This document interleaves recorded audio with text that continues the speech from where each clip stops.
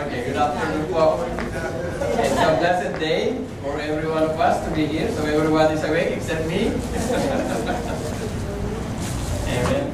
So praise God. It's another opportunity for us to study the Word, learn from it, be encouraged by it. Give us an insight in regards to the Word of God. We are blessed to be here. It's so wonderful outside. It's a little bit cold now.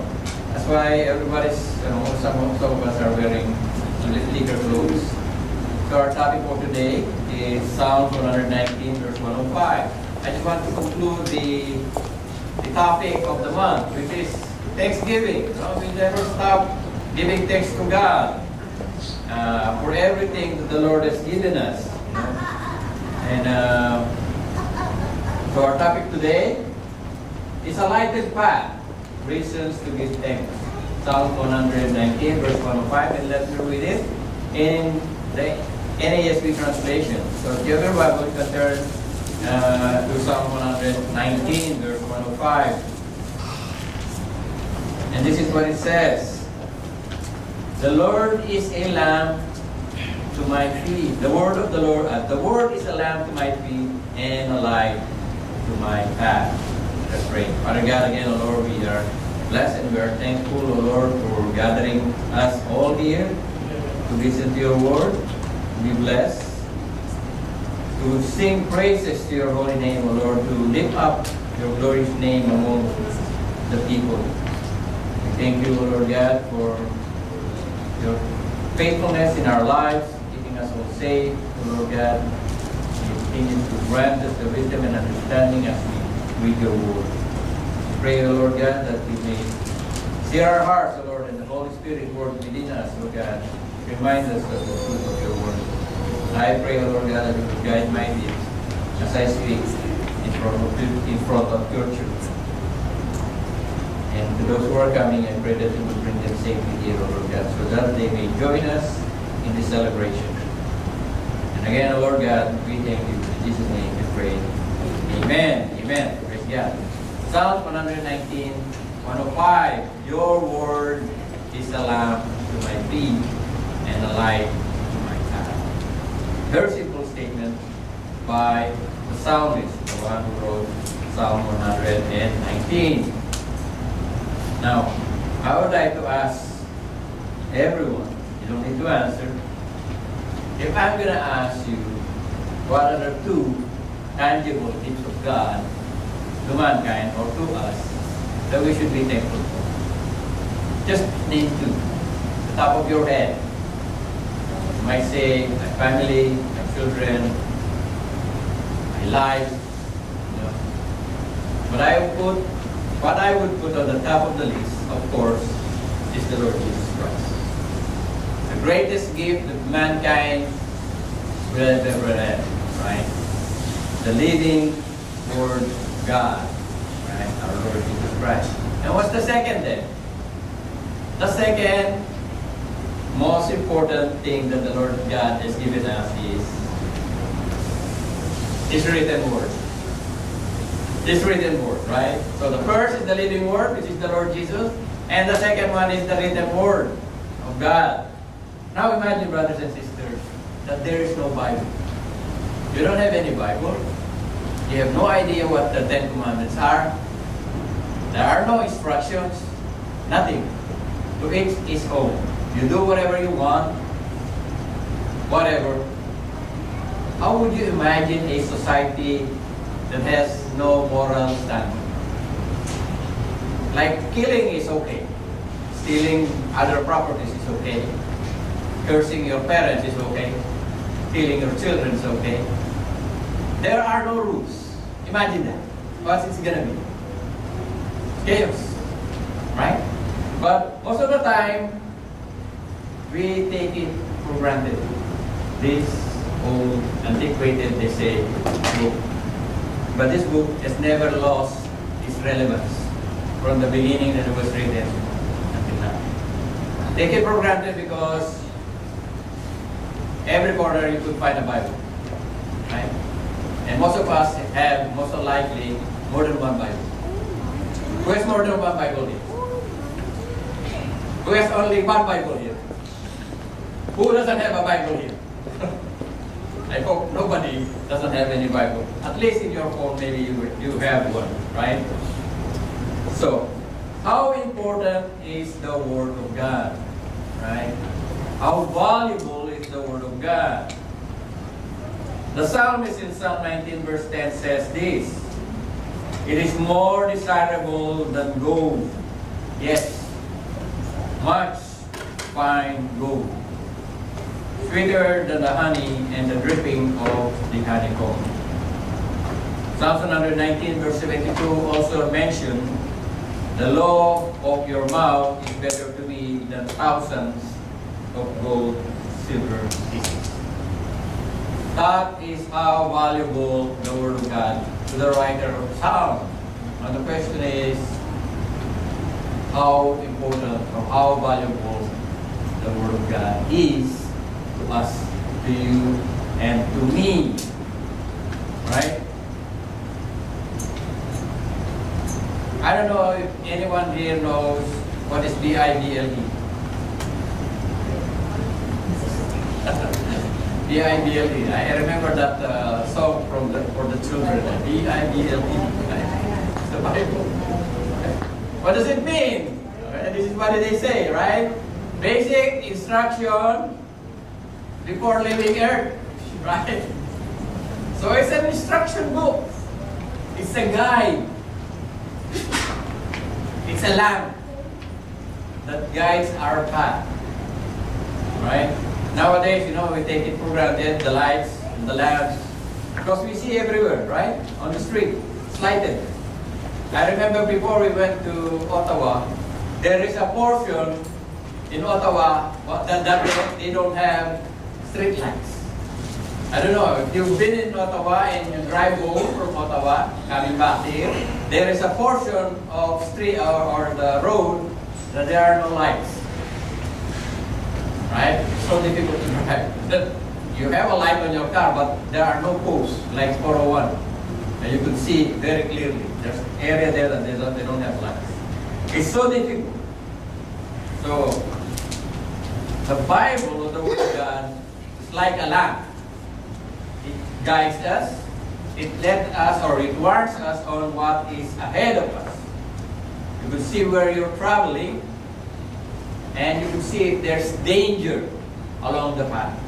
Right? If you see a ditch, or a canal, or a ravine, or a cliff, you could avoid it because you have a light source that lighted your path.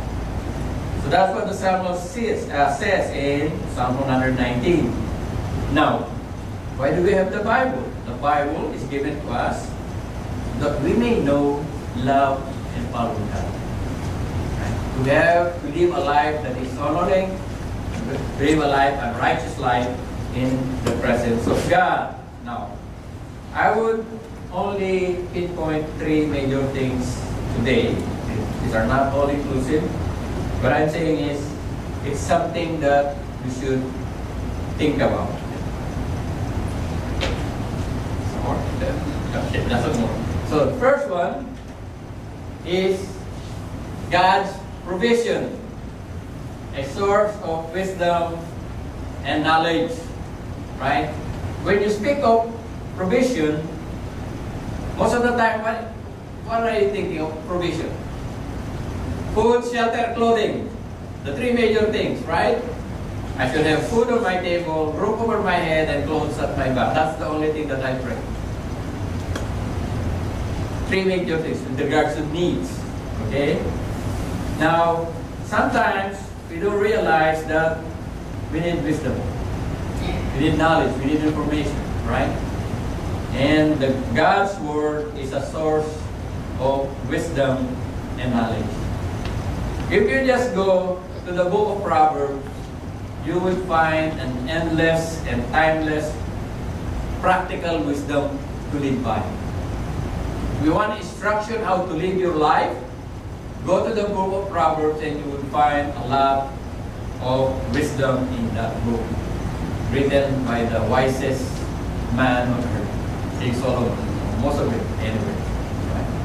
So it tells you about government, relationship, finances, and a lot of stuff that you could learn from it. Right? Governance, let's say, with regards to the Bible. If the Lord does not institute a form of government, everything will be chaos. No hierarchy, no one would lead, and no one would follow. Right? The state of Israel, or the nation of Israel, is established as a theocracy. It is not a democracy. Right? Democracy is like Canada, United States. They are run by the people, or the people. Right? Israel is, the structure itself is theocracy. It is run by God. But there are people who are instituted by God to run the system, right? Which are the Levites. One of the 12 tribes, but this tribe, which are the Levites, are the priestly tribe that are administering or working in the temple, does not have a share of the land. So how will it work, right? In every government, there should be money, right? No government will work without money. So, what did the Lord do? He instructed the remaining 11 of them to bring the tithes to the temple, the Levitical tithes, so that there is a money to administer the needs of the temple at that time, because the center is temple area. So the Levites are supposed to take care of the temple, but the money would be coming from the 11 stones. Right? Now, the temple not only needs to maintain the area, but it also instructed to help the poor, the widows, the destitute, those people who are in need. So there should be money in there so you could help the poor. Unfortunately, in the time of Jesus, everything gets corrupted, right? And people have misused or abused the institution that is supposed to be helping the poor and the needy, right? But we are glad that the Lord has given us a model of how a governance, to govern people, law and order. Without it, everything would be in chaos. So that one thing alone, we should be thankful because there is order. There in Canada, there is order. There are police. There are people that administer justice around us. So for that, we should be thankful. Again, relationship. The Bible speaks of relationship between husband and wife, your parents, children, your master and the slave. It has given this relationship. The husband should love their wives. At the same time, that the wife should submit to their husband. The parents should take care of their children. They could discipline them, but don't, don't treat them harshly. Otherwise, they would rebel. And also, the children were instructed to obey their parents in the Lord. Relationship between the master and the slaves. So that is also said.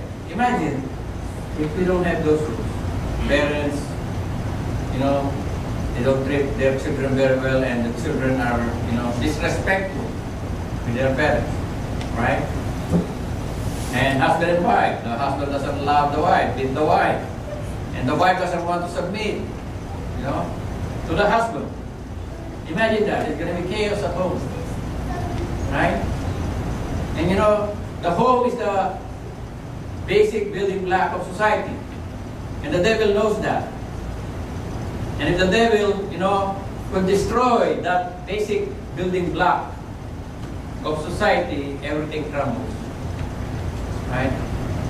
So the devil try to redefine what is marriage is. Marriage can be from anyone to anyone.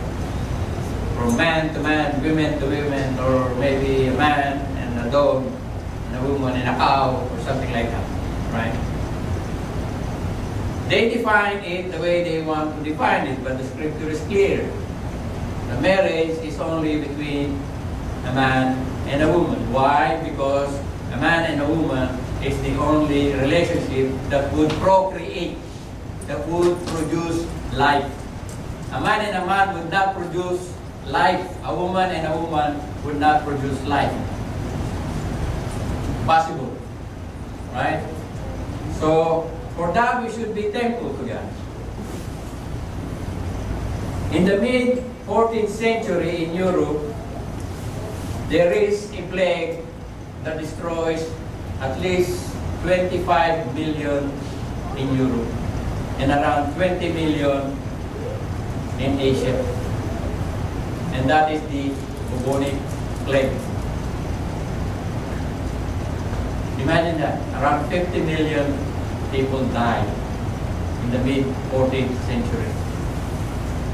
But what happened is, the people of Europe, in their anti-Semitic attitude towards the Jews, targeted the Jews. They say, why are the Jews not being affected by this plague? Or even if they are affected, they are slightly affected. And most of the Europeans die like, they die just like that, right? And they blame the Jews for it, not knowing that the Jews had this practice of ceremonial cleansing and hygiene, which is found in the Holy Scripture. If you read the book, in the Old Testament, the 5 books of Moses, you would see the requirement for the Jews, right? They need to be cleansed. If they touch something dead, or they are involved with something like unclean, they need to take this ceremonial cleansing. Washing of hands, washing of body, quarantining or separating to those people who are sick or affected by leprosy or whatever kind of sickness. They are separated. So there is a quarantine practice with regards to the Jews. That's why when the bubonic plague, the plague came, somehow it has a minimal impact on the Jewish community. But not so with the Europeans. Because they put their sick people together with the healthy people. So what happened? The sickness spread and spread. Right? And it is because God has instituted these things with regards to cleanliness and hygiene. A thing that we should be thankful. Right? Now, sorry. With regards to finances, we always hear this in some churches, that we should be good steward of the blessings of God. I remember when my daughters are still young, I bought them a book. And this book is about finances at the early age. I think they're only like maybe 6, 7, something like that. And in that book, it categorized 3 things.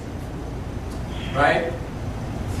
When you have money, something is allotted to be spent. Right? So, a portion of it, you should spend. Whatever your need is. The second portion is, you have to save a portion of it. And don't forget, there's a third part, and that third part is, you have to learn how to give. Spend, you save, you give. You don't want to be spending everything. Some people spend everything. Whatever they earn today, they will spend it all today. On the other hand, the other side, there are other people that don't want to spend. They have money, they keep it all to themselves. They just want to see that number on their bank account just go up. They don't want to see it going down. If there is a free thing in there, I'll just get there and go and free. Oh, there's a gathering and there is a food in there. Even though they have money, they don't want to buy and share. They just go there and get it free. Especially Filipino, they like free things, right? Like me, I like the free things. But anyway, I'm not saying that it should be like that, right? So there is spending, there is saving, and there is giving. Don't forget about the giving. Now, some people have more than others, some have less. But it's not a reason that we cannot give. Generosity does not depend on the amount of money you have. You can be generous like the Macedonian church. They don't have a lot, but they are generous. They still give even though they are in difficulty. We should learn from the Macedonian church. Now, the reason why the Lord bless you is that you could help other people that are in need.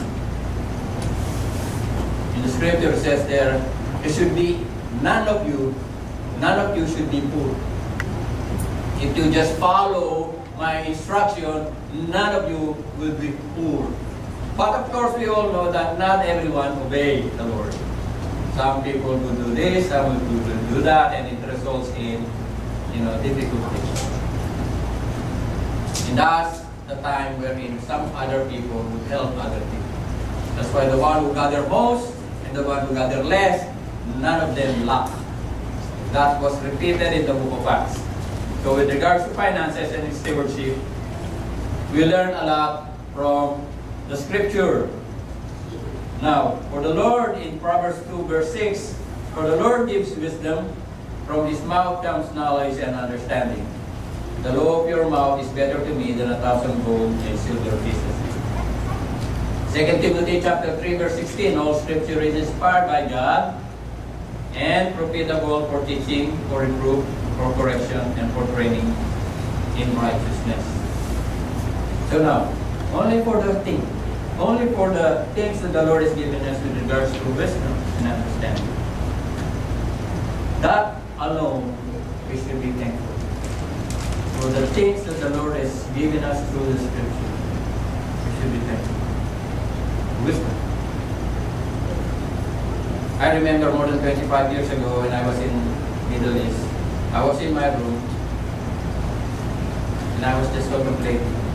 I have no resources at that time. In Saudi, it's not allowed to have a Bible or read their Bible or study or church. All of these are not allowed. Very difficult to have resources like internet. We don't have internet at that time.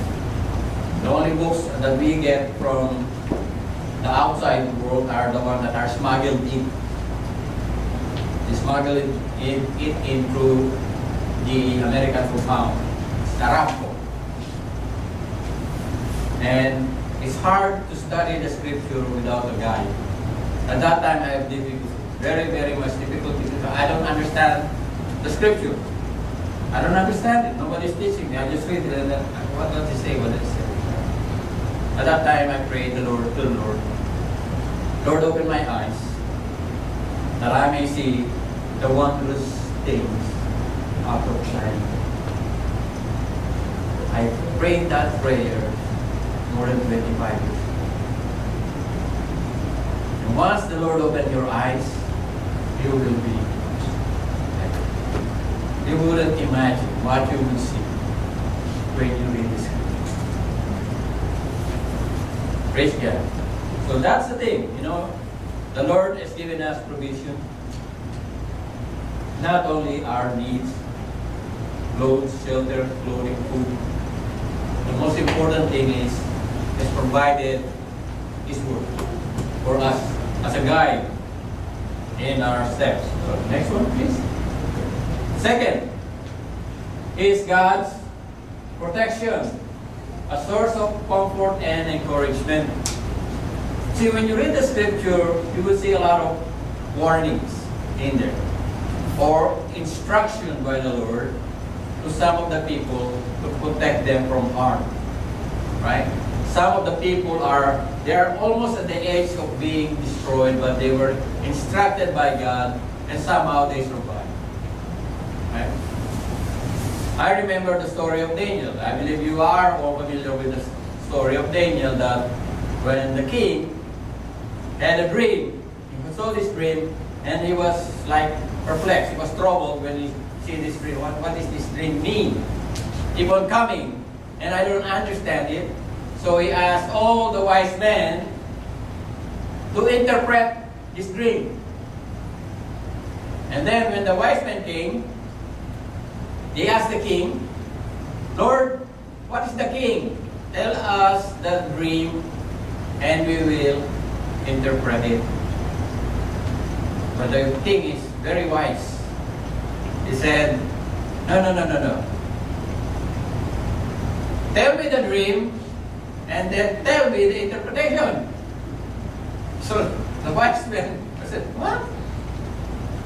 How could we tell you your dream? You're the one who dreamt it, not us. You have to tell us. Please tell us the dream, and then we will interpret it for you.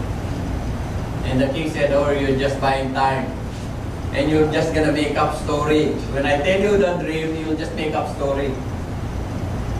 But if you could tell me what the dream is and what it means, then for sure I know that you know what you're talking about. But since the wise man said, no, nobody could interpret and tell your dream, not anyone could do that. So the king got upset and said, okay, kill them all. Kill them all. Kill all these people who are, the wise men of Babylon. The news reached Daniel. Found out that of course, Daniel is one of the wise men or people and the three friends. They realized it. So they said, give us some time. So they prayed and asked God. God gave them an answer. Because of the word of God, they were spared. Right? Remember Jesus, when he was talking with the disciples, a time will come that the city of Jerusalem would be surrounded by enemy. It will be destroyed. Not a single stone will be left on top of the other. He prophesied this 40 years in advance, because that is around 30 AD, and by 70 AD, the Romans, led by Titus, who got upset with the Jews, got tired of them, but they always, fight, and said, okay, I have enough. I will destroy Jerusalem. So Jerusalem was completely destroyed, and the temple was completely burned. All the people that are inside the walls died, because they didn't know the warning. Jesus himself said, when that time comes, get out of the city. Go to the mountains. Right? Only believers yielded, or some of the believers, or the believers have yielded the answer, and they went outside, and most of them saved. The people who thought that the walls could protect them from the enemy perished and died. So, we should be thankful that the Lord is giving us warning ahead of time. Right? Give us protection. He's warning us.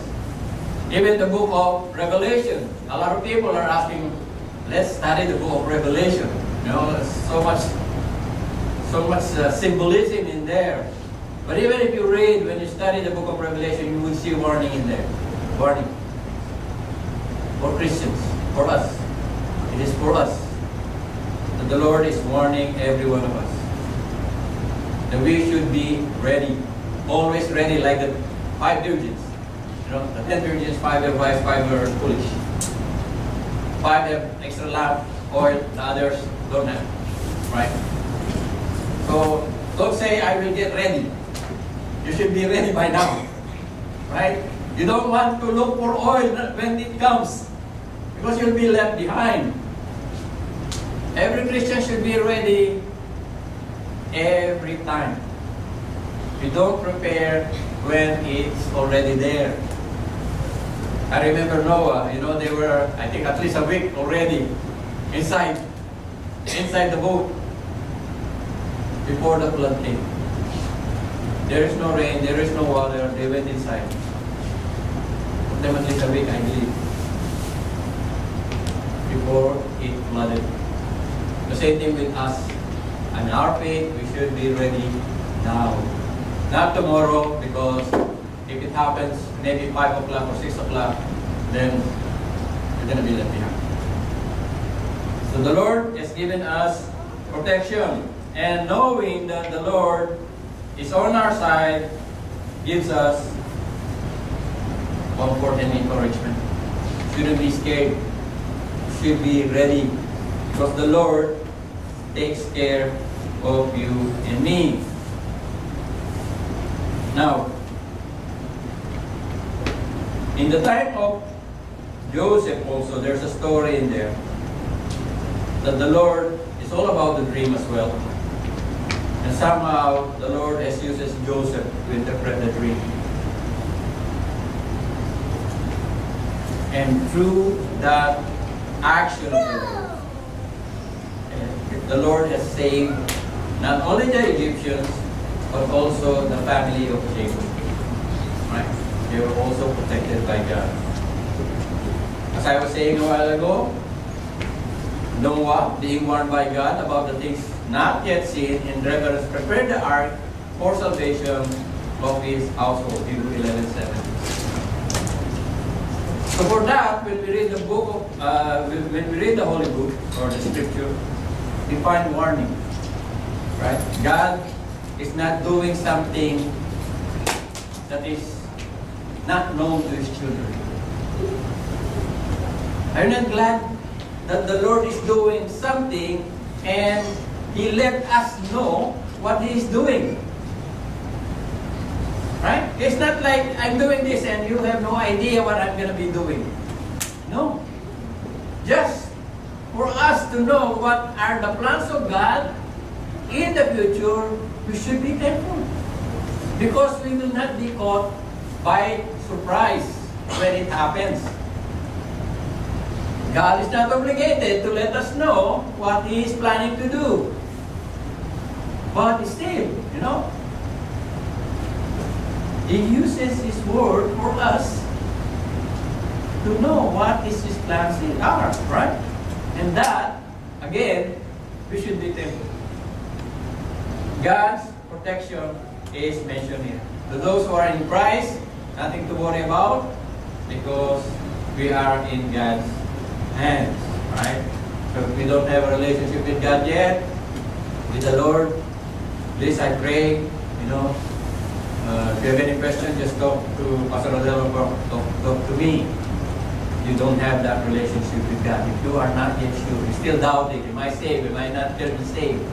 Where I'm gonna go when I die? It's hard when you die and then you go in a place that you don't want to. We should know where we're going while we still are alive. But the moment you pass through the other side, there is no turning back. There is no return trip. And that destination doesn't end wherever it is. There's no, okay, it's only 10 years, 5 years. It's for eternity. So God has given us already the instruction to find out from here, from this place, this earth. He has given us the scripture to warn us. Now, the next one is God's peace, a source of hope and joy. But how can you have peace? How can you have peace? Right? Peace can only be attained when you have a relationship with God. So when you rest yourself, in the hands of God Almighty. If you don't have God, you're running your life by your own, then there's no certainty. Anything can happen. Right? And people don't have peace. They always worry about this and that, right? Peace can only be attained through the Prince of Peace, our Lord Jesus Christ. Peace I give to you, not the peace of this world. Right? Now, that peace also gives us hope and joy in the future. Salvation. Our salvation is the one that gives us peace. Assurance of God that He will never leave us nor forsake us. Ephesians 1:13 says, in Him you also, after listening to the message of truth, the gospel of your salvation, having also believed, you were sealed in Him with the Holy Spirit of promise. So, we are justified by faith. We have peace with God through our Lord Jesus Christ. The peace that we have with God. Now, some people don't realize, they think that they are, oh, I'm okay with the man upstairs. I heard that many times with some of the people that in my workplace. Oh, the one upstairs and me, we're good. We're at peace. Right? They don't realize that they are actually at war with God. How can you be at war with God? You can be at war with God when you sin. When you sin. Because you disobey or you disregard the commandment of God. And you are at war with Him. You can only have a peace with Him when the requirement of that sin is met. The requirement of sin is death. That is the only requirement of sin. The wages of sin is death. I mean, if you sin, the requirement is that you need to be punished. And the punishment for the wages of sin is death. So now, how can we have peace? How we can have hope and joy? It's only through our Lord Jesus Christ. It says in Colossians 1:19 and 20, for it was Father's good pleasure for all the fullness to dwell in Him, through Him to reconcile all things to Himself, having made peace through the blood of His cross. Through Him, I say, whether things on earth or things on heaven. Having made peace through the blood of His cross.